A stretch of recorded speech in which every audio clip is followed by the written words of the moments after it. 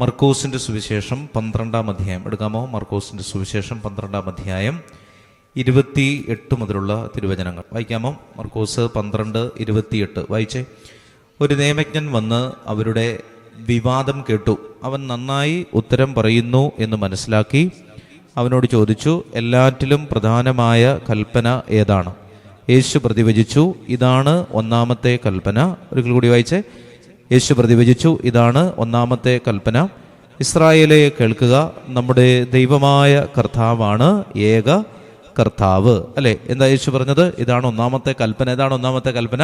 ഇസ്രായേലെ കേൾക്കുക, നമ്മുടെ ദൈവമായ കർത്താവാണ് ഏക കർത്താവ്. നീ നിന്റെ ദൈവമായ കർത്താവിനെ വായിച്ചോ, പൂർണ്ണ ഹൃദയത്തോടും പൂർണ്ണ ആത്മാവോടും പൂർണ്ണ മനസ്സോടും പൂർണ്ണ ശക്തിയോടും കൂടി സ്നേഹിക്കുക. രണ്ടാമത്തെ കൽപ്പന എന്താണ്? നിന്നെ പോലെ തന്നെ നിന്റെ അയൽക്കാരനെയും സ്നേഹിക്കുക. ഇവയേക്കാൾ വലിയ കൽപ്പന ഒന്നും തന്നെ ഇല്ല. നിയമജ്ഞൻ പറഞ്ഞു, ഗുരു, അങ്ങ് പറഞ്ഞത് ശരി തന്നെ. അവിടുന്ന് ഏകനാണെന്നും അവിടുന്നല്ലാതെ മറ്റൊരു ദൈവമില്ലെന്നും അവിടുത്തെ പൂർണ്ണ ഹൃദയത്തോടും പൂർണ്ണ മനസ്സോടും പൂർണ്ണ ശക്തിയോടും കൂടി സ്നേഹിക്കുന്നത് പോലെ തന്നെ അയൽക്കാരനെ സ്നേഹിക്കുന്നതും എല്ലാ ദഹനബലികളെക്കാളും യാഗങ്ങളെക്കാളും മഹനീയമാണെന്നും അങ്ങ് പറഞ്ഞത് സത്യമാണ്. ചേർന്ന് പറഞ്ഞേ ഹല്ലേലൂയ. അപ്പോൾ കർത്താവും മറ്റൊരു വ്യക്തിയും തമ്മിലുള്ള, ഒരു യുവാവും തമ്മിലുള്ള, ഒരു നിയമജ്ഞൻ എന്ന് പറയുമ്പോൾ ഒരു യുവാവായിട്ട് നമുക്ക് കണക്കൂട്ടാം, അദ്ദേഹവും തമ്മിലുള്ളൊരു സംഭാഷണമാണ്. അപ്പോൾ കർത്താവിൻ്റെ അടുത്ത് അവൻ വന്ന് ചോദിക്കുകയാണ്, ഏറ്റവും പ്രധാനപ്പെട്ട കൽപ്പന ഏതാണ്? അപ്പോൾ ചോദിക്കുന്നത് ആരാണ്? നിയമം അറിയാവുന്ന ഒരു നിയമജ്ഞൻ വന്ന് കർത്താവിനോട് ചോദിക്കുകയാണ്, കർത്താവെ, ഏറ്റവും പ്രധാനപ്പെട്ട കൽപ്പന ഏതാണ്? യഹൂദരെ സംബന്ധിച്ചിടത്തോളം മുഴുവൻ 613 നിയമങ്ങളാണ് അവർക്ക് മൊത്തത്തിൽ ഉള്ളത്. 613 നിയമങ്ങൾ. അപ്പോൾ അതിൽ ഏതാണ് ഏറ്റവും പ്രധാനപ്പെട്ടത് ഏതാണ് എന്ന് ചോദിക്കുമ്പോൾ ഈശോ പറയുകയാണ്, പ്രധാനപ്പെട്ട കൽപ്പനകൾ 2 മുഴുവൻ 613 നിയമങ്ങളെയും 2 കാര്യങ്ങളായിട്ട് നമുക്ക് തിരിക്കാം. ഒന്നാമത്തെ എന്താണ്? നീ നിന്റെ ദൈവമായ കർത്താവിനെ പൂർണ്ണ ഹൃദയത്തോടും പൂർണ്ണ ആത്മാവോടും പൂർണ്ണ മനസ്സോടും കൂടി സ്നേഹിക്കുക. 2, നിന്നെ പോലെ നിന്റെ അയൽക്കാരനെ സ്നേഹിക്കുക. ഇപ്പോൾ ഇതൊരാൾ മറന്നു പോകാൻ പാടില്ല. ഒരു ക്രിസ്ത്യാനി എന്ന പേരിൽ തന്നെ ഈ 2 കാര്യങ്ങളുണ്ട്. 1, ദൈവത്തെ ആരാധിക്കുക. 2, സഹോദരങ്ങളെ സ്നേഹിക്കുക. അതുകൊണ്ട് പിതാക്കന്മാരൊക്കെ പറയാറുണ്ട്, നമ്മൾ കുരിശ് പോലെ ജീവിക്കേണ്ടവരാണ് എന്നുള്ളതാണ്. കുരിശായി ജീവിക്കേണ്ടവരല്ല, കുരിശു പോലെ ജീവിക്കേണ്ടവരാണ്. അതാണ് കുരിശിൻ്റെ പ്രത്യേകത. അതിന് ഒരു നെടുകയുള്ള പടിയുണ്ട്, കുറുകയുള്ള പടിയുണ്ട്. അല്ലേ? നെടുകയുള്ള പടി എന്ന് പറഞ്ഞാൽ ദൈവവുമായിട്ടുള്ള മനുഷ്യൻ്റെ ബന്ധമാണ്. നെടുകയുള്ള പടിയോ കുറുകയുള്ള പടി ഏതാണ്? മനുഷ്യരുമായിട്ടുള്ള ബന്ധമാണ്. അല്ലേ? അയൽക്കാരുമായിട്ടുള്ള ബന്ധം. അല്ലേ? വശങ്ങളിലേക്ക് ഉള്ള ബന്ധം, മുകളിലേക്കുള്ള ബന്ധം. ഈ 2 ബന്ധങ്ങൾ ശരിയാകാതെ നമുക്കൊരിക്കലും ദൈവത്തെ ആരാധിക്കുവാനായിട്ട് സാധിക്കുകയില്ല. അപ്പോൾ ഏറ്റവും പ്രധാനപ്പെട്ട കൽപ്പന ഏതാണ്? 1, നീ ദൈവത്തെ സ്നേഹിക്കുക. 2, നിന്നെ പോലെ തന്നെ നിന്റെ അയൽക്കാരനെയും സ്നേഹിക്കുക. ചേർന്ന് പറഞ്ഞേ ഹല്ലേലൂയാ. പറഞ്ഞേ ഹല്ലേലൂയാ. അപ്പം അതുകൊണ്ട് പ്രിയമുള്ളവരെ, ഇന്നത്തെ ദൈവവചനം നമ്മെ ഓർമ്മിപ്പിക്കുന്നത് അതാണ്. അപ്പോൾ അതുകൊണ്ട് ദൈവത്തോടുള്ള മനുഷ്യൻ്റെ ബന്ധം, ദൈവത്തെ ഭയപ്പെടുക, ദൈവത്തോട് കഴിഞ്ഞ പ്രാവശ്യത്തെ ധ്യാനത്തിൽ നമ്മൾ ദൈവഭയത്തെ പറ്റിയാണ് കണ്ടത്. ദൈവഭയം, ദൈവത്തെ നമ്മൾ ഭയപ്പെട്ട് എന്ന് പറഞ്ഞാൽ പേടിച്ച് ജീവിക്കുക എന്നുള്ളതിലല്ല, മറിച്ച് ദൈവത്തെ അനുസരിക്കുക എന്നുള്ളതാണ്. പ്രഭാഷകന്റെ പുസ്തകം 24-ാമത്തെ അധ്യായം എടുക്കാമോ? പ്രഭാഷകൻ 24. സങ്കീർത്തനങ്ങൾ കഴിഞ്ഞ് അല്പം മുന്നിലേക്ക് പോകുമ്പോൾ പ്രഭാഷകന്റെ പുസ്തകം 24-ാം അധ്യായം 22 മുതലുള്ള തിരുവചനം എടുത്തേ. പ്രഭാഷകൻ 24:22 അവർക്ക് വായിക്കാമോ? പ്രഭാഷകന്റെ പുസ്തകം 24-ാം അധ്യായം 22-ാമത്തെ തിരുവചനം പെട്ടെന്ന് വായിച്ചേ. ഉറക്കെ വായിക്കണം. എന്നെ അനുസരിക്കുന്നവൻ ലജ്ജിതനാവുകയില്ല, എൻ്റെ സഹായത്തോടെ അധ്വാനിക്കുന്നവൻ പാപത്തിൽ വീഴുകയില്ല. എന്താണ് വചനം പറയുന്നത്? എന്നെ അനുസരിക്കുന്നവൻ എന്താവുകയില്ല? ലജ്ജിതനാവുകയില്ല. അതാണ് ദൈവഭയം. ദൈവത്തെ അനുസരിക്കുക എന്നുള്ളതാണ് ദൈവഭയം. അല്ലേ? ദൈവഭയമാണ് ജ്ഞാനത്തിൻ്റെ ആരംഭം. അല്ലേ? ദൈവത്തോടുള്ള ഭയമാണ് ജ്ഞാനത്തിൻ്റെ ആരംഭം എന്ന് നമ്മൾ കുട്ടികൾക്ക് പറഞ്ഞു കൊടുക്കാറുണ്ട്. അപ്പം എന്ന് പറഞ്ഞത് എന്താണ് ദൈവഭയം എന്ന് ചോദിച്ചാൽ ദൈവത്തെ അനുസരിക്കുക എന്നുള്ളതാണ്. എന്നെ അനുസരിക്കുന്നവൻ ലജ്ജിതനാവുകയില്ല, എൻ്റെ സഹായത്തോടെ അധ്വാനിക്കുന്നവൻ പാപത്തിൽ വീഴുകയില്ല. അല്ലേ? ഇപ്പം ദൈവത്തിൻ്റെ ഒരു സഹായത്തോടെ കർത്താവിനെ അനുസരിക്കുന്നവൻ ലജ്ജിതനായി മാറുകയില്ല. കർത്താവിൻ്റെ സഹായത്തോടെ അധ്വാനിക്കുന്നവൻ എന്ത് ചെയ്യില്ല? പാപത്തിൽ വീഴുകയില്ല. ചേർന്ന് പറഞ്ഞേ ഹല്ലേലൂയ. ശരി പറഞ്ഞേ ഹല്ലേലൂയ. അടുത്തത് പ്രഭാഷകന്റെ പുസ്തകം 1-ാം അധ്യായം. അടുത്തേ പ്രഭാഷകൻ 1. പ്രഭാഷകന്റെ പുസ്തകം 1-ാം അധ്യായം 13 മുതലുള്ള തിരുവചനം. പ്രഭാഷകൻ 1:13 വായിച്ചേ. കർത്താവിനെ ഭയപ്പെടുന്നവന്റെ അവസാനം ശുഭമായിരിക്കും. അല്ലെ, എന്താണ് വചനം പറയുന്നത്? കർത്താവിനെ എന്ന് പറഞ്ഞാൽ ദൈവഭക്തിയോടെ ജീവിക്കുന്നവന്റെ അവസാനം ഗതികേടിലാവില്ല. അതാണ്, അത് പ്രധാനപ്പെട്ട ഒരു കാര്യമാണ്. നമ്മളെല്ലാ ദിവസവും പരിശുദ്ധ അമ്മയോട് പ്രാർത്ഥിക്കുന്ന എന്താണ്? ഞങ്ങളുടെ മരണസമയത്തും ഞങ്ങളോട് അപേക്ഷിക്കണമേ എന്നാണ്. അതുകൊണ്ട് അന്ത്യദിനങ്ങൾ നല്ലതായി മാറാൻ നമ്മളിപ്പോഴേ പ്രാർത്ഥിക്കണം. ചേർന്ന് പറഞ്ഞേ ഹല്ലേലൂയ. നമ്മുടെ എല്ലാ പരിശുദ്ധ കുർബാനയിലും നമ്മൾ പ്രാർത്ഥിക്കുന്നത് ശ്രദ്ധിച്ചിട്ടുണ്ടോയെന്ന് അറിയത്തില്ല. ശുഭകരമായ അന്ത്യത്തിന് ഞങ്ങളെ യോഗ്യരാക്കണമേ. കേട്ടിട്ടുണ്ടോ?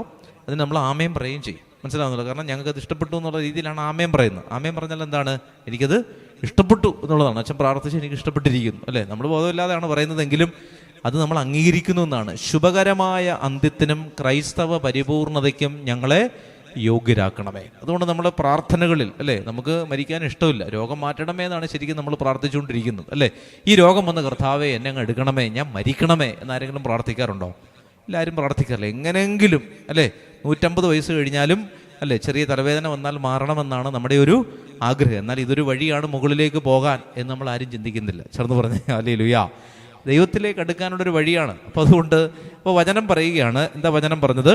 കർത്താവിനെ ഭയപ്പെടുന്നവൻ്റെ അവസാനം എന്തായിരിക്കും? ശുഭമായിരിക്കും. അല്ലാതെ കൂടുതൽ, അല്ലെ, സമ്പത്തുണ്ടാക്കി വെച്ചതോ കുറേ FD ഇട്ടതോ, അല്ലേ, അപ്പോൾ കുറേ നോമിനി വെക്കാതെ കുറേ ഡിപ്പോസിറ്റ് ചെയ്യുന്നതൊന്നുമല്ല നമ്മുടെ ജീവിതം ശുഭകരമാകാനുള്ള ഏറ്റവും പ്രധാനപ്പെട്ട കാര്യം. എന്താണ്? കർത്താവിനെ ഭയപ്പെടുന്നവൻ്റെ അവസാനം ശുഭമായിരിക്കും. അടുത്ത വചനം വായിച്ചേ. മരണ ദിവസം അവൻ അനുഗ്രഹീതനാകും.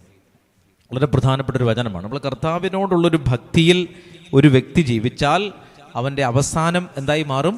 ശുഭകരമായി മാറും. അവൻ്റെ മരണദിനം എന്തായി മാറും? അനുഗ്രഹിക്കപ്പെടും, അല്ലേ? അവൻ്റെ മരണദിനം അനുഗ്രഹിക്കപ്പെടും. ചേർന്ന് പറഞ്ഞേ ഹല്ലേലൂയ. അവൻ്റെ മരണദിനം അനുഗ്രഹീതമാകും. അടുത്ത വചനം. കർത്താവിനോടുള്ള ഭക്തി ജ്ഞാനത്തിൻ്റെ ആരംഭമാകുന്നു. മാതൃഗർഭത്തിൽ വിശ്വാസി ഒഴിവാകുമ്പോൾ അവളും സൃഷ്ടിക്കപ്പെടുന്നു. അപ്പോൾ കർത്താവിൻ്റെ ദിവസം, അതായത് നമ്മൾ ദൈവത്തെ ഭയപ്പെട്ട് ജീവിച്ചാൽ നമ്മുടെ മരണ ദിവസം എന്തായി മാറും? വലിയ ഒരു അനുഗ്രഹമായിട്ട് മാറും. അല്ലാതെ ഏറ്റവും വലിയ ഒരു നശിച്ച ദിവസമായിട്ടത് മാറില്ല. അതായത് അത്രയും വലിയ അനുഗ്രഹമായിട്ട് മാറും. അങ്ങനെ മരിച്ച ഒരു വ്യക്തിയുണ്ട്. ആ വ്യക്തിയെ പറ്റിയാണ് ഉൽപ്പത്തി പുസ്തകം 5-ാം അധ്യായം. എടുക്കാമോ? ഉൽപ്പത്തി പുസ്തകം 5-ാം അധ്യായത്തിൽ അതുപോലെ പോയ ഒരു വ്യക്തിയുണ്ട്. ആരാണ് പറയാമോ? അങ്ങനെ ആകെ 2-3 വ്യക്തികളെ ലോകത്തിലുള്ളൂ. ആരാണ്? 5-ാം അധ്യായം നിങ്ങൾ നോക്കിയാൽ നിങ്ങൾക്ക് 1000 പേരുകൾ കാണാൻ പറ്റും. വളരെ പ്രത്യേകത നിറഞ്ഞ ചില മരണങ്ങൾ കിട്ടിയ വ്യക്തികളുണ്ട്. ഇതാരൊക്കെയാണെന്നോ? 2-3 പേര് ബൈബിളിലുണ്ട്. നമ്മുടെ വിശുദ്ധ കുർബാനയിൽ നമ്മളവരെ ഓർക്കുന്നുണ്ട്. ഒന്ന് ഹെനോക്ക്. ആരാണ്? ഹെനോക്ക്. ഹാനോക്ക്, ഹെനോക്ക് എന്ന് കേട്ടിട്ടുണ്ടോ? 2 ഏലിയ. 3 പരിശുദ്ധ അമ്മ. അല്ലേ, 3 പേരാണ്. ആരൊക്കെയാണ്?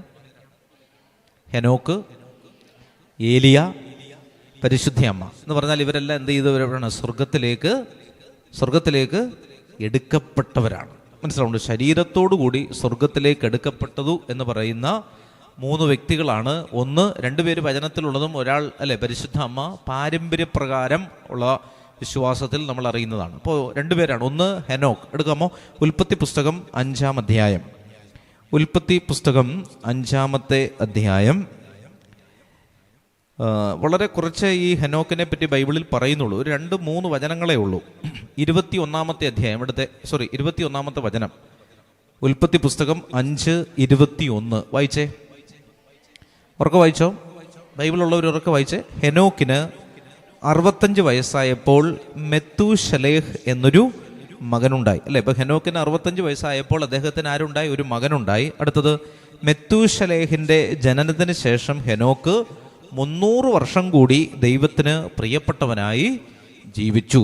അല്ലേ, അടുത്തത് വായിച്ചേ. അവന് വേറെയും പുത്രന്മാരും പുത്രിമാരും ഉണ്ടായി. ഹെനോക്കിന്റെ ജീവിതകാലം 365 വർഷമായിരുന്നു. ഹെനോക്ക് ദൈവത്തിന് പ്രിയങ്കരനായി ജീവിച്ചു. പിന്നെ അവനെ കണ്ടിട്ടില്ല. ദൈവം അവനെ എടുത്തു. ദൈവം അവനെ എന്ത് ചെയ്തു? എടുത്തു. ഇപ്പോൾ ബൈബിളിൽ നേരിട്ട് സ്വർഗത്തിലേക്ക് എടുക്കപ്പെട്ടു എന്ന് കൃത്യമായിട്ട് പറയുന്ന ഒരു വ്യക്തിയാണ്, അല്ലെ, ആദ്യത്തെ വ്യക്തിയാണ് മിക്കവാറും, അല്ലെ, ആദ്യത്തെ വ്യക്തിയാണ് ഹെനോക്ക്. ഹെനോക്കിന്റെ പ്രത്യേകത എന്താണ്? അദ്ദേഹം ഏത് ജീവിതാവസ്ഥയിലുള്ള ആളായിരുന്നു? കുടുംബജീവിതം നയിച്ചിരുന്ന ആളാണ്, അല്ലേ. അദ്ദേഹത്തിന് പുത്രന്മാരൊക്കെ ഉണ്ടായിരുന്നായിട്ട് പറയുന്നുണ്ട്. അദ്ദേഹം ഒരു സന്യാസിയൊന്നും ആയിരുന്നില്ല, കുടുംബജീവിതത്തിലൂടെ കടന്നുപോയ ആളാണ്. എന്ന് പറഞ്ഞാൽ കുടുംബജീവിതം നയിക്കുന്നവർക്കും വലിയ വിശുദ്ധിയോടെ ജീവിക്കാനായിട്ട് സാധിക്കുമെന്ന് ബൈബിളിൽ ഓർപ്പിക്കുകയാണ്. വായിച്ചേ, ഇപ്പോൾ ഹെനോക്കിന്റെ, അല്ലേ, എത്ര വയസ്സുണ്ടായിരുന്നു അവന് മൊത്തത്തിൽ? 365 വയസ്സുണ്ടെന്ന്. 65 വയസ്സുള്ള ഒരാളെ സഹിക്കാൻ പെടുന്ന പാട് നമുക്കറിയാം. ഇപ്പൊ 365 വയസ്സുള്ള ഒരാള്, അല്ലേ, എന്ന് പറഞ്ഞാൽ അവൻ ദൈവത്തിന് പ്രിയങ്കരനായി ജീവിച്ചു എന്നുള്ളതാണ്. അപ്പോൾ ഒരു വ്യക്തിയെ നമ്മൾ അറിയുന്നത് ആ വ്യക്തിയുടെ മരണത്തിലൂടെയാണെന്ന് പലപ്പോഴും നമ്മൾ പറയാറുണ്ട്, അല്ലെ. ഒരു വ്യക്തിയെ ഒരാൾ തിരിച്ചറിയുന്നത് ആ വ്യക്തി ആരാണ്, അല്ലെ. ജീവിച്ചിരുന്നപ്പോൾ ഒരുപാട് അപവാദങ്ങളൊക്കെ കേട്ടിട്ടുള്ള ആളായിരിക്കും, ഒരുപാട് തെറ്റിദ്ധരിക്കപ്പെട്ടുള്ള ആളായിരിക്കും. പക്ഷേ മരിച്ചു കഴിയുമ്പോഴാണ് അയാൾ ആരാണ് എന്നൊക്കെ നമുക്ക് മനസ്സിലാകുന്നത്. മരണത്തിലൂടെയാണ്, അല്ലെ, മരണത്തിലൂടെയാണ് ഒരുവനെ ഭാഗ്യവാൻ എന്ന് തിരിച്ചറിയുന്നതെന്ന് ബൈബിൾ പഠിപ്പിക്കുന്നുണ്ട്.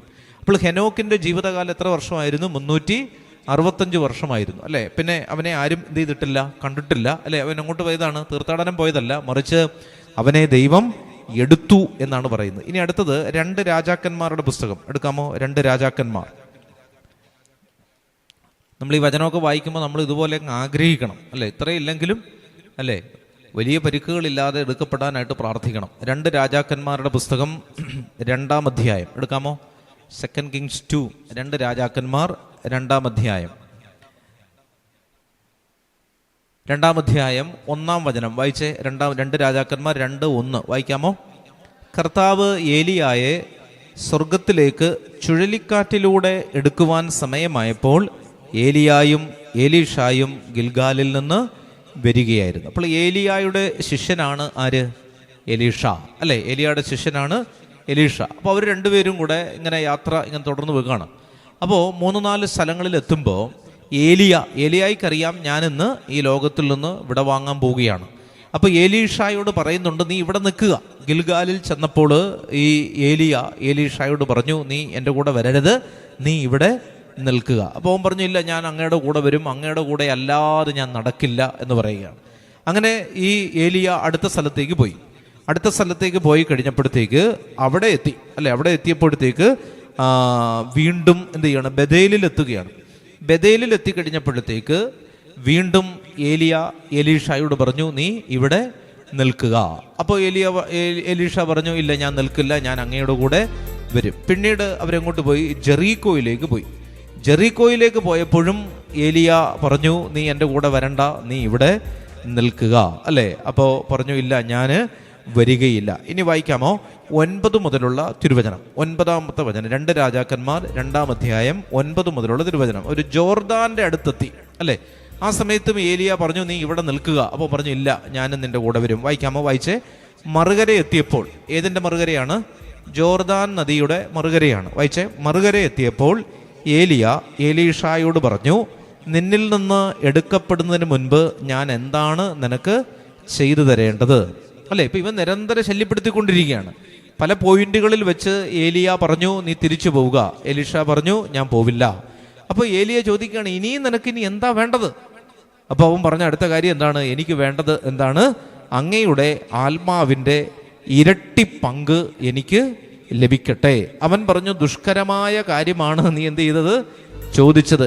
എങ്കിലും ഞാൻ എടുക്കപ്പെടുന്നത് നീ കാണുകയാണെങ്കിൽ നിനക്കത് ലഭിക്കും, കണ്ടില്ലെങ്കിൽ നിനക്കത് ലഭിക്കുകയില്ല. വലിയൊരു അനുഗ്രഹം ചോദിച്ചു. എന്താ ഇവൻ ചോദിച്ചത്?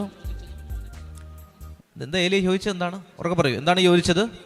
ആത്മാവിൻ്റെ ഇരട്ടി പങ്കാണ്, അല്ലെ. ആത്മാവിൻ്റെ ഇരട്ടി പങ്ക് എന്ന് പറഞ്ഞാൽ എന്താ? ആത്മാവിൻ്റെ ഇരട്ടി പങ്ക് എന്ന് പറഞ്ഞാൽ എന്താണ്? ആത്മാവിൻ്റെ ഇരട്ടി പങ്ക് എന്ന് പറഞ്ഞാൽ ഏലിയായേക്കാൾ കൂടുതൽ സഹനങ്ങളും, അതാണ് ആത്മാവിൻ്റെ ഇരട്ടി പങ്ക് എന്ന് പറഞ്ഞാൽ. കൂടുതൽ സഹനങ്ങളും കൂടുതൽ വേദനകളും തന്ന് എന്നെ കൂടുതൽ ദൈവീക മനുഷ്യനാക്കി മാറ്റണമേ എന്നാണ് ആര് പ്രാർത്ഥിക്കുന്നത്? എലീഷ പ്രാർത്ഥിക്കുന്നു, അല്ലെ. ഏലിയ ഒരുപാട് സഹനങ്ങളിലൂടെ കടന്നുപോയ ആളാണ്. ഏലിയായും ആഹാബിൻ്റെ കാര്യം നിങ്ങൾക്കറിയാം. ആഹാബ് എന്ന് പറയുന്ന ഒരു രാജാവ് നിരന്തരം ഏലിയായെ പീഡിപ്പിച്ചുകൊണ്ടിരിക്കുകയാണ്. അദ്ദേഹം പല സ്ഥലങ്ങളിൽ 3 വർഷക്കാലം ഏലിയ മാറി താമസിക്കുന്നുണ്ട്. മനസ്സിലാവുന്നുണ്ട്? ഏലിയ ഒളിച്ചുപോയി താമസിക്കുന്നുണ്ട്. അങ്ങനെയാണ് കാക്കകൾ കൊണ്ടുവന്ന് ഭക്ഷണം കൊടുക്കുന്നത്. മനസ്സിലാവുന്നുണ്ടോ? ഒരു വിധവയുടെ വീട്ടിൽ ഒളിച്ചു താമസിക്കുന്നുണ്ട്. അങ്ങനെയാണ് അവളുടെ കലത്തിലെ എണ്ണയും മാവും ഇങ്ങനെ നിറഞ്ഞു കവിയുന്നത്. അപ്പോൾ ഏലിയ പോയി താമസിക്കുന്ന ഇടങ്ങളാണ്. അങ്ങനെ ഒത്തിരി സ്ഥലങ്ങളിൽ അങ്ങനെ വലിയ അസ്വസ്ഥതകൾ ഈ ഏലിയായ്ക്ക് സംഭവിക്കുന്നുണ്ട്. ഓക്കെ, അങ്ങനെ സംഭവിക്കുന്നുണ്ട്. അപ്പോൾ ഇതെല്ലാം കണ്ടുകൊണ്ടിരുന്ന ആളാണ് എലീഷ. അദ്ദേഹം പറയുകയാണ്, എനിക്ക് ഇനിയും വേണം, എനിക്ക് കൂടുതൽ സഹനങ്ങൾ ജീവിതത്തിൽ വേണം. കാരണം എനിക്ക് ദൈവത്തോട് നിന്നേക്കാൾ കൂടുതലും അടുക്കണമെന്ന് ആഗ്രഹമുണ്ട്. അതാണ് ആത്മാവിൻ്റെ ഇരട്ടിപ്പങ്ക്. അല്ലാതെ ആത്മാവിൻ്റെ ഇരട്ടിപ്പങ്ക് എന്ന് പറയുമ്പോൾ കൂടുതൽ അത്ഭുതങ്ങൾ ചെയ്യുക, കൂടുതൽ മാജിക്ക് കാണിക്കുക, അതൊന്നുമല്ല. ഇവിടെ പറയുന്ന ഇതാണ്, എനിക്ക് നിന്നേക്കാൾ കൂടുതൽ വേദനകൾ എൻ്റെ ജീവിതത്തിൽ നീ എന്ത് ചെയ്യണം? തരണം. മനസ്സിലാവുന്നുണ്ട്? അതാരും ചിന്തിക്കാത്തൊരു വഴിയാണ്. കൂടുതൽ വേദനകൾ ജീവിതത്തിൽ ഉണ്ടെങ്കിലേ കൂടുതൽ അഭിഷേകത്തിലേക്ക് മനുഷ്യർക്ക് പോകാനായിട്ട് സാധിക്കുകയുള്ളൂ. ചേർന്ന് പറഞ്ഞേ ഹല്ലേലൂയ. അപ്പം നമ്മുടെ ജീവിതത്തിൽ ദൈവം വേദനകൾ തരുന്നത് നമ്മളെ പരീക്ഷിക്കാൻ വേണ്ടിയിട്ടല്ല, മറിച്ച് നമ്മൾ കൂടുതൽ ഒരു കൃപയിലേക്ക് എത്തിച്ചേരാൻ വേണ്ടിയിട്ടാണ്. കുരിശില്ലാതെ ഒരിക്കലും ജീവിതത്തിൽ ദൈവാനുഗ്രഹം ഉണ്ടാകുമെന്ന് നമ്മൾ ഒരിക്കലും വിചാരിക്കരുത്. ചേർന്ന് പറഞ്ഞേ ഹല്ലേലൂയ.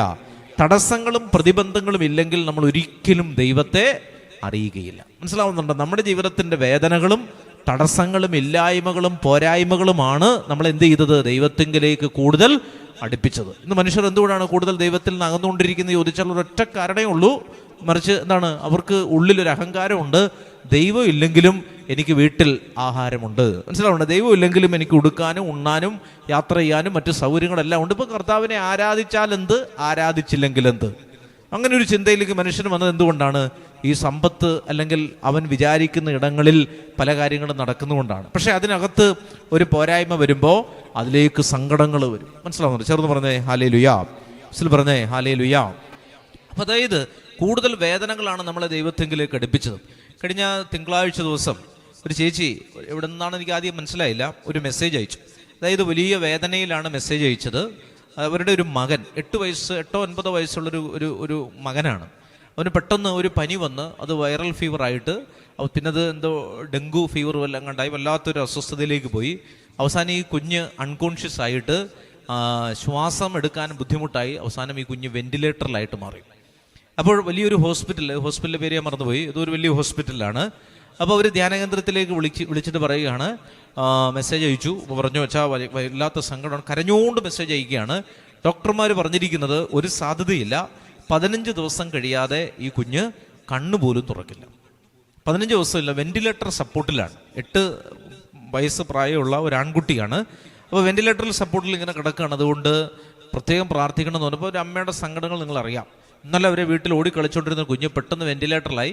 15 ദിവസങ്ങൾ കഴിയാതെ കണ്ണ് തുറക്കില്ല. കണ്ണ് തുറന്നാലേ നമുക്ക് എന്തെങ്കിലും റെസ്പോണ്ട് ചെയ്യുന്നു പറയാൻ പറ്റത്തുള്ളൂ, എന്നാലേ എന്തെങ്കിലും ട്രീറ്റ്മെൻറ്റ് ആരംഭിക്കാൻ പറ്റൂ. ഇപ്പോൾ ജസ്റ്റ് വെന്റിലേറ്ററിൽ സപ്പോർട്ടിൽ ജീവൻ ഇങ്ങനെ നിലനിർത്തിയിരിക്കുന്നു, ജീവൻ ഇങ്ങനെ പിടിച്ചു വെച്ചിരിക്കുന്നതിൻ്റെ ഒരു പിടി വിട്ടാൽ ഈ ജീവൻ തെറിഞ്ഞു പോകും. അപ്പോൾ അതുകൊണ്ട് ഈ അമ്മ സങ്കടത്തോടെ പ്രാർത്ഥിക്കുകയാണ്. അപ്പോൾ ഞാൻ പറഞ്ഞു സങ്കടപ്പെടണ്ട, എന്നിട്ട് വചനങ്ങൾ പറഞ്ഞു കൊടുത്തിട്ട് പറഞ്ഞു പ്രാർത്ഥിക്കാൻ പറഞ്ഞു. എന്തായാലും അവർ പ്രാർത്ഥിച്ചു. രാത്രിയിൽ എനിക്ക് വീണ്ടും ഒരു പാതിരാത്രിയിൽ മെസ്സേജ് അയച്ചു. ഞാൻ പിറ്റേന്ന് രാവിലെ കണ്ടു. അപ്പോൾ അവർ വീണ്ടും മെസ്സേജ് അയച്ചിരിക്കുകയാണ്. അച്ഛാ കരഞ്ഞുകൊണ്ട് വീണ്ടും മെസ്സേജ് അയച്ചിരിക്കുകയാണ്. അച്ഛൻ പറഞ്ഞു തന്ന വചനം, ഞാൻ പറഞ്ഞു കൊടുത്ത വചനം ലൂക്ക 6:18-19 വചനങ്ങളാണ്. കർത്താവിൻ്റെ ശരീരത്തിൽ നിന്ന് ശക്തി ഇറങ്ങി രോഗികളെ സുഖപ്പെടുത്തി. ജ്ഞാനം 16:12 മരുന്നോ ലേപന ഔഷധമോ അല്ല, കർത്താവിൻ്റെ വചനം നിന്നെ സൗഖ്യപ്പെടുത്തും. സങ്കീർത്തനം 107:20 കർത്താവ് തൻ്റെ വചനം അയച്ച് രോഗികളെ സുഖപ്പെടുത്തി. അപ്പോൾ ഇത്ര ഞാനത് ഒരു ധ്യാനത്തിന് നമ്മുടെ തിരക്ക് പിടിച്ച് നിൽക്കുമ്പോഴാണ് ഇവർ വിളിക്കുന്നത്. അപ്പോൾ 2-3 വചനങ്ങൾ പറഞ്ഞു കൊടുത്തു. ഞാൻ പ്രാർത്ഥിച്ചു. ഞാൻ ആ ധ്യാനത്തിന് നിന്നിട്ട് അവിടെയുള്ള ആളുകളോടും പറഞ്ഞു, ഇങ്ങനെ ഒരു വിഷയമുണ്ട്, നിങ്ങൾ പ്രത്യേകം പ്രാർത്ഥിക്കണം. അങ്ങനെ അവിടെ ആരാധനയൊക്കെ ശക്തമായിട്ട് ഈ കുഞ്ഞിന് വേണ്ടി നടത്തി പ്രാർത്ഥിച്ചു. എന്തായാലും ഈ കുഞ്ഞ് രാത്രിയിൽ കണ്ണു തുറക്കുകയും ഡോക്ടർമാർ പെട്ടെന്ന് അമ്മയെ വിളിച്ച് അമ്മയോട് പേര് വിളിക്കാനായിട്ട് പറഞ്ഞു. അങ്ങനെ അമ്മ വിളിക്കുന്നതനുസരിച്ച് ഈ കുഞ്ഞ് കണ്ണ് തുറക്കാനായിട്ട് ഇമ വെട്ടാനും കാലനക്കാനും കൈ അനക്കാനൊക്കെ തുടങ്ങിയപ്പോൾ ഡോക്ടർമാർ വലിയ പ്രതീക്ഷയോടെ എന്ത് ചെയ്തു, അവരോട് പറഞ്ഞു പിന്നെന്താണ്, കുഞ്ഞിൻ്റെ അപകടകരമായ ഒരു അവസ്ഥ മാറി വരികയാണ്, പ്രത്യേകം നിങ്ങൾ പ്രാർത്ഥിക്കുന്നത് വലിയൊരു നല്ല ഇതാണ്. കാരണം 15 ദിവസം കഴിയാതെ ഈ കുഞ്ഞ് കണ്ണു തുറക്കില്ലെന്ന് ഡോക്ടർമാർ കൺഫേം ചെയ്ത വിഷയമാണ്. ഇപ്പോൾ വചനം പ്രാർത്ഥിക്കാൻ തുടങ്ങിയപ്പോഴത്തേക്ക് അവർക്ക് വലിയൊരു കൃപയുണ്ടായി. ഞാൻ പറഞ്ഞു വന്നൊരു പോയിന്റ് അതല്ല. ഇന്ന് അവർ പകല് ധ്യാനകേന്ദ്രത്തിലേക്ക് വന്നു. എന്തിനാ വന്നതെന്ന് ചോദിച്ചു കഴിഞ്ഞാൽ അവർ എന്നോട് ചോദിച്ചാൽ, ഞാൻ അങ്ങോട്ട് വന്നാൽ, ഈ പള്ളിയിലേക്ക് വന്നാൽ എനിക്കൊരു ജപമാല പ്രാർത്ഥിച്ച് തരുമോ? അല്ലേ, ജപമാല ഇറങ്ങി കിട്ടാത്തത് കൊണ്ടല്ല, അവിടെ വന്ന് 1 മണിക്കൂർ ആരാധന നടത്തി പ്രാർത്ഥിച്ച് എനിക്കൊരു ജപമാല പ്രാർത്ഥിച്ചു തരുമോ, എൻ്റെ ഈ കുഞ്ഞിൻ്റെ വെന്റിലേറ്ററിൽ ഈ കിടക്കയിൽ വെക്കാനാണ്, ഒന്ന് പ്രാർത്ഥിച്ചു തരുമോ? ഒത്തിരി ദൂരെ യാത്ര ചെയ്ത് വരികയാണ്. അപ്പം ഞാൻ പറഞ്ഞു, ഇങ്ങോട്ട് വരണ്ട. ഞാൻ പറയാൻ കാരണം എന്താണ്, കുഞ്ഞ് വെന്റിലേറ്ററിൽ കിടക്കുകയാണ്, ഒരു ജപമാല പ്രാർത്ഥിക്കാനായിട്ട് വരണ്ട. നിങ്ങളൊരു ജപമാല കൈ പിടിച്ച് നിന്നാൽ മതി, ഞാൻ ഫോണിലൂടെ ഈ ജപമാല പ്രാർത്ഥിച്ചു തരാം. ഒരു ജപമാല 15 രൂപയുടെ ഒരു ജപമാല വാങ്ങിക്കാൻ വേണ്ടി, ജപമാലയുടെ വിലയെ പറ്റിയല്ല. ഇപ്പം ഞാൻ ഇവരോട് ഇങ്ങനെ പറഞ്ഞു, ഞാൻ പറഞ്ഞു, നിങ്ങൾ അതിനുവേണ്ടി ചേച്ചി വരണ്ട, അതുകൊണ്ട് അതിനകത്തൊരു അഭിഷേകക്കുറവ് ഉണ്ടാവില്ല. നിങ്ങളുടെ സാഹചര്യം എനിക്ക് നന്നായിട്ടറിയാം. കുഞ്ഞ് വെന്റിലേറ്ററിൽ കിടക്കുകയാണ്. മാത്രമല്ല ഇവരുടെ മറ്റൊരു പ്രത്യേകത, അവർക്ക് അധികം പേരൊന്നും സഹായിക്കാനായിട്ട് ഇല്ല. മനസ്സിലാവുന്നുണ്ടോ? ഒന്നും മാറിയിരിക്കാനോ അല്ലെങ്കിൽ കാര്യങ്ങളൊക്കെ ഒന്ന് ഷെയർ ചെയ്യാനോ ഒന്നും വലിയ ബന്ധുബലങ്ങളും അല്ലെങ്കിൽ കൂടെ വലിയ ആളുകളൊന്നും ഇല്ലാത്ത ആളുകളാണ്. അപ്പോൾ അവർക്ക് ഒരു വല്ലാത്തൊരു വേദനയുണ്ട്. അപ്പോൾ അതെല്ലാം അവർ ഈ വാട്സപ്പിൽ വോയിസ് മെസ്സേജായിട്ട് എനിക്ക് അയച്ചിട്ടുണ്ട്. അപ്പോൾ എനിക്ക് അവരുടെ ആ ജീവിതത്തിൻ്റെ ആ ഒരു യാഥാർത്ഥ്യങ്ങളൊക്കെ അറിയാം. അതുകൊണ്ട് ഞാൻ പറഞ്ഞു, നിങ്ങൾ വരണ്ട ചേച്ചി, വരണ്ട, ജപമാല പ്രാർത്ഥിച്ച് തരാം, കുഴപ്പമില്ല. അപ്പോൾ അവർ പറഞ്ഞു, ഇല്ലച്ചാ ഞാൻ പകുതി വഴിക്ക് എത്തി. അല്ല, അപ്പോൾ പകുതി വഴിക്ക് എത്തിയിട്ടാണ് പറയുന്നത്. അപ്പോൾ ഞാൻ പറഞ്ഞു, പകുതി വഴിക്ക് എത്തിയല്ലേ. അപ്പോൾ കുറച്ച് കഴിഞ്ഞപ്പോഴത്തേക്ക് വീണ്ടും ഒരു മണിക്കൂർ കഴിഞ്ഞപ്പോൾ എനിക്ക് വീണ്ടും ഉച്ചയ്ക്ക് മെസ്സേജ് വന്നിട്ട് പറഞ്ഞു, ഞാനിവിടെ ധ്യാന കേന്ദ്രത്തിലുണ്ട്, അച്ഛനിവിടെ ഉണ്ടോ? അപ്പോൾ ഞാൻ പറഞ്ഞു, ഞാനവിടെ ഇല്ല, ഞാനിപ്പോൾ ഒരു അച്ഛനെ അങ്ങോട്ട് വിടാം എന്ന് പറഞ്ഞ് വേറൊരു അച്ഛനെ വിട്ടു, പ്രാർത്ഥിച്ചു, ജപമാലയൊക്കെ കൊടുത്ത് വിട്ടു. അപ്പോൾ ഞാൻ പറഞ്ഞു വന്നത്, എന്തുകൊണ്ടാണ് ഈ ചേച്ചി ഈ ധ്യാന കേന്ദ്രത്തിലേക്ക് വന്നത്? അവരവിടെ വന്നിരുന്ന് 2 മണിക്കൂർ സമയം അവരെന്തെങ്കിലും വേറെ എന്തെങ്കിലും ആലോചിച്ചിട്ടുണ്ടോ എന്ന് എനിക്കറിയാൻ പാടില്ല. ഒന്നും ആലോചിക്കാൻ നിവൃത്തിയില്ല. മനസ്സിലാവുന്നു? ഇനി വരാൻ പോകുന്ന ഓണാഘോഷം എങ്ങനെയാകണമെന്നോ, അല്ലെ ഓണത്തിന് എവിടേക്കാണ് ടൂർ പോകേണ്ടതെന്നോ, ക്രിസ്മസിന് ഏത് സാരി ഉടുത്ത് വരണമെന്നോ ഒന്നും ഇവർ ആലോചിച്ചിട്ടില്ല. ധ്യാനകേന്ദ്രത്തിൽ വന്നിരിക്കുന്ന 2 മണിക്കൂർ സമയം ഈ ചേച്ചിയുടെ മനസ്സിൽ മറ്റു കാര്യങ്ങളൊന്നും ഉണ്ടാവില്ല. എന്ത് മാത്രമേ ഉണ്ടാവുകയുള്ളൂ? വെന്റിലേറ്റർ കിടക്കുന്ന കുഞ്ഞിനെ കർത്താവെ തിരുരക്തം കൊണ്ട് കഴുകി വിശുദ്ധീകരിച്ച് അതിനെ സുഖപ്പെടുത്തണമേ എന്നൊരു പ്രാർത്ഥനയുള്ളൂ. അപ്പം എൻ്റെ ചോദ്യം ഇതാണ്, പരിശുദ്ധ കുർബാനയിലേക്ക് ആത്മാർത്ഥമായി അടുക്കാൻ ഈ ചേച്ചിയെ സഹായിച്ചത് ശരിക്കും പറഞ്ഞാൽ എന്താണ്? ഈ കുഞ്ഞിൻ്റെ രോഗമാണ്. ചേർന്ന് പറഞ്ഞേ ഹല്ലേലൂയ. ദൈവം ഓരോ വഴികളാണ്. അപ്പോൾ നമ്മൾ ചോദിക്കും, ദൈവത്തിന് ഇങ്ങനെ ഒരു രോഗം തരണോ ഇങ്ങനെ അടിക്കാൻ? അങ്ങനെയല്ല. അപ്പോൾ ആ അടുപ്പം വളരെ ഇതാണ്. പിന്നെ അവർ മരിച്ചാലും ദൈവത്തോടുള്ള ബന്ധത്തിൽ നിന്ന് അവർ മാറുകയില്ല. ചേർന്ന് പറഞ്ഞേ ഹല്ലേലൂയ.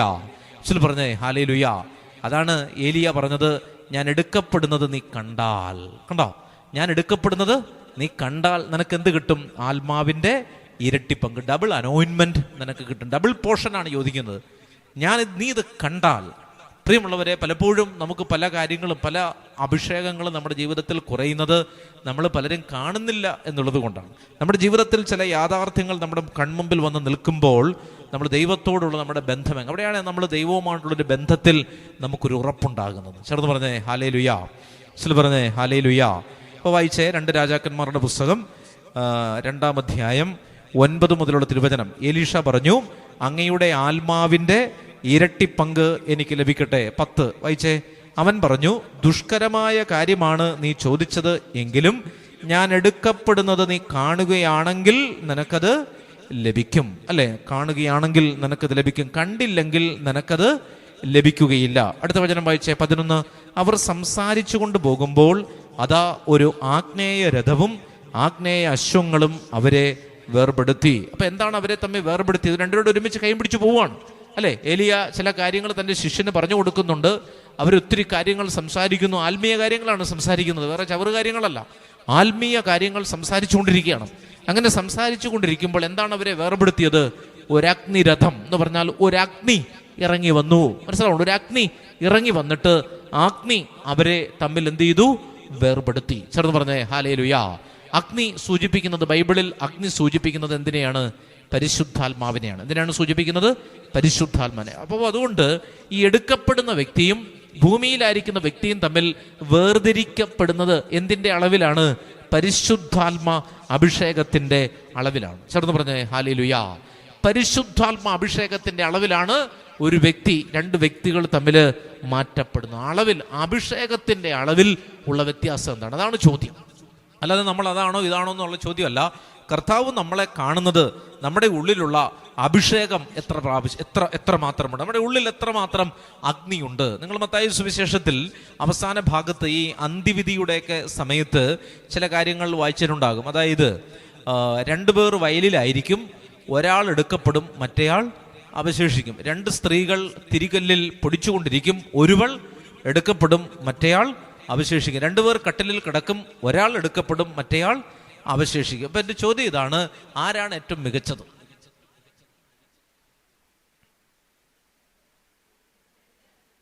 കിടക്കുന്ന ആൾ. ഞാൻ തിരിച്ചാണ് ഇതുവരെ വിചാരിച്ചുകൊണ്ടിരുന്നത്. ഞാൻ വിചാരിച്ചു നമ്മൾ വായിക്കുമ്പോൾ അങ്ങനെയല്ലേ ചിന്തിക്കത്തുള്ളൂ. രണ്ടുപേർ വയലിൽ ഗോതമ്പ് മെതിച്ചുകൊണ്ടിരിക്കുകയായിരുന്നു അല്ലേ. ഒരാൾ നേരെ മേലോട്ട് പോയി, രണ്ടാമത്തെ ആൾ വീണ്ടും അത് ചൊണ്ടിരിക്കുകയാണ് അല്ലേ. അയ്യോ ദൈവമേ, ഒരാളുടെ കാറ്റ് പോയി. ആ കാറ്റുപോയ ആളാണ് മോശപ്പെട്ടതെന്നാണ് ഞാൻ ഇതുവരെ ചിന്തിച്ചുകൊണ്ടിരുന്നത്. എന്നാൽ അങ്ങനെയല്ല. മനസ്സിലാവുന്നുണ്ടോ?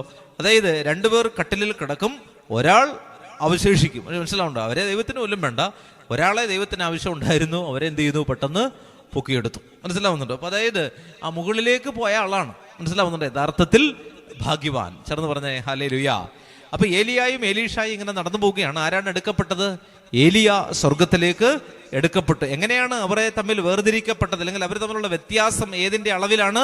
പരിശുദ്ധാത്മാഭിഷേകത്തിന്റെ അളവിലാണ്. അപ്പൊ അങ്ങനെ ആ അഗ്നിരഥം കൊണ്ട് അവരെ എന്ത് ചെയ്തു?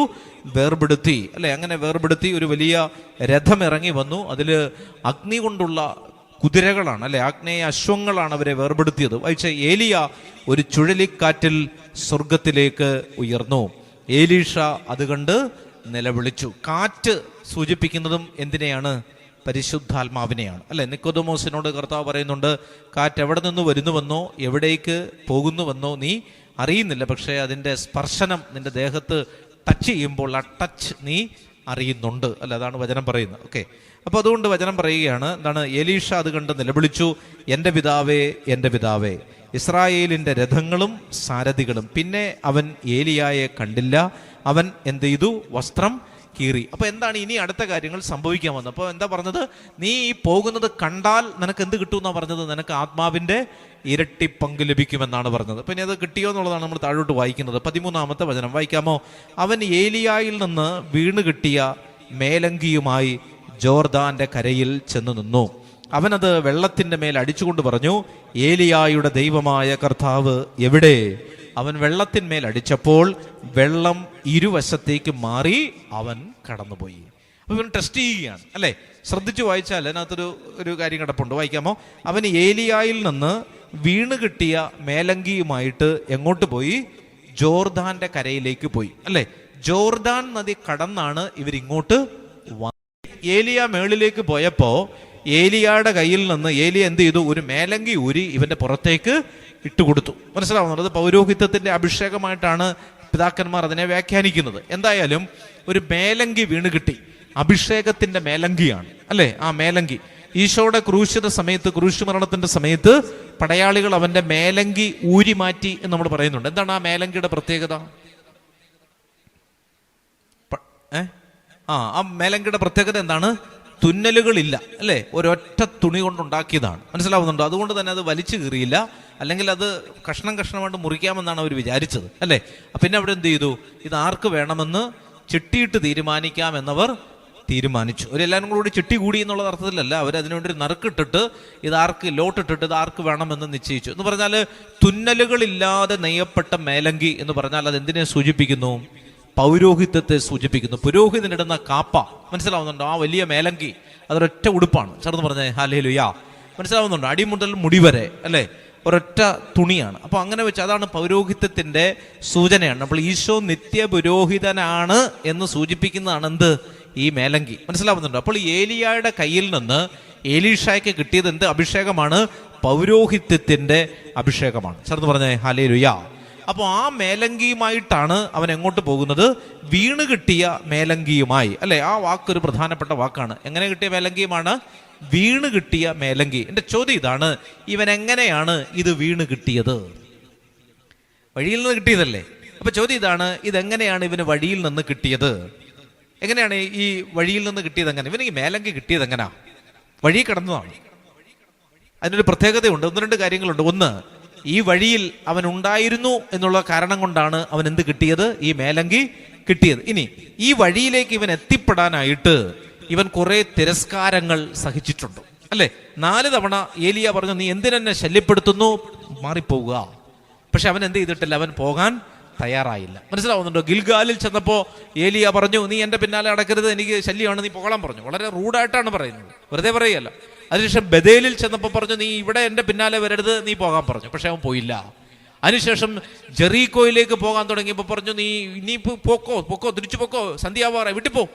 ഭാര്യയും മക്കളൊക്കെ കാത്തിരിക്കല്ലേ, പൊക്കോളാൻ പറഞ്ഞു. പക്ഷേ അവൻ പറഞ്ഞു പോവില്ല, കാരണം ഈ വഴി വിട്ട് ഞാൻ പോവില്ല. ചേർന്ന് പറഞ്ഞേ ഹല്ലേലൂയ.